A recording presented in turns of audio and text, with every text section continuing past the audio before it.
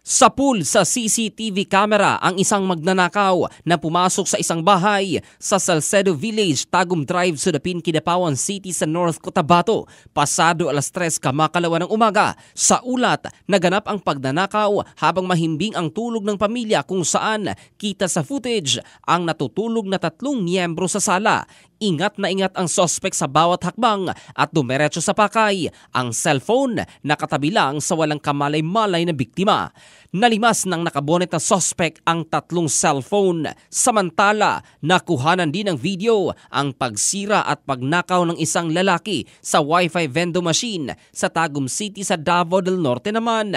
Klarong-klaro, rumihistro ang mukha ng lalaki sa kamera na ilang minuto ang ginawang pagransak. Kasunod sa nangyari, nanawagan na lamang ang may-ari ng Wi-Fi vending machine sa mga nakakakilala sa lalaki na nasa video na isumbong sa pulisya para wala ng mabiktima.